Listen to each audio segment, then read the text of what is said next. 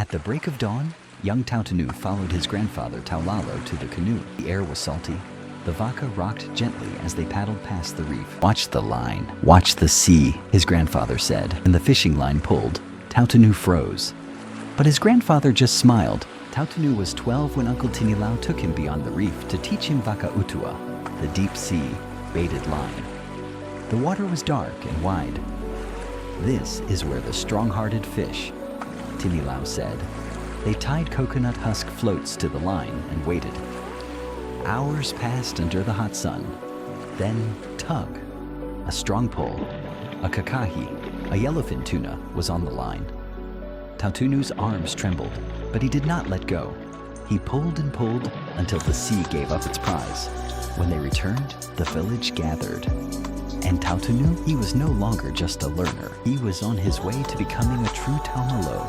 One night, under a clear Tokelau sky, Grandma Sina laid polished stones on a mat. "This is Mahinata," she whispered, pointing to a carved crescent. "Moon guides the fish. The stars guide the canoe." Tautanu watched, listened. Then he lay on the sand, tracing constellations with his fingers. From that night on, he didn't just look at the sea. He read it, because every phase of the moon, every tilt of the star, told the story of where the fish would be. It was time. Tautanu would fish alone beyond the reef. The elders watched silently as he prepared his gear. His hands were steady, but inside, his heart raced. Out on the open sea, the wind grew strong. The vaca drifted. For a moment, he doubted. Then he remembered the stars, the chants, the teachings. He turned the canoe with confidence. When he returned, the canoe was heavy with fish. Uncle Taumalo placed a white cowrie shell on his belt. Years passed. Now it was Tautanu's son Tama who stood beside the canoe. He fumbled with the fishing line. Tautanu knelt beside him. "This knot," he said, "was taught to me by your great-grandfather. It holds more than hooks. It holds us." That evening, Tama caught a fish. A small one, but he caught it on his own.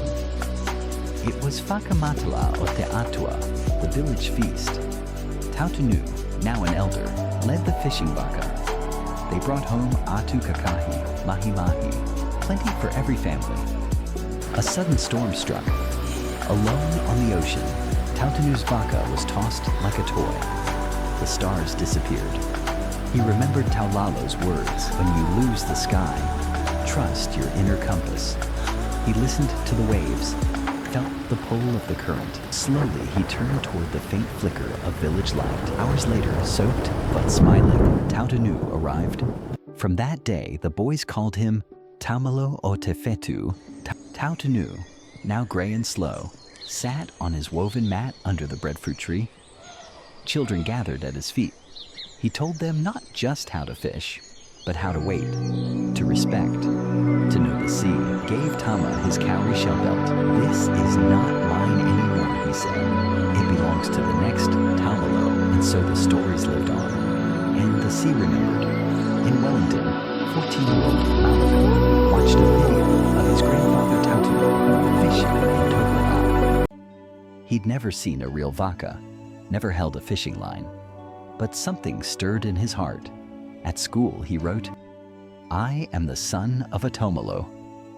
His teacher asked, "What does that mean?" Maleko smiled. "It means I come from the sea, even if I now walk on concrete."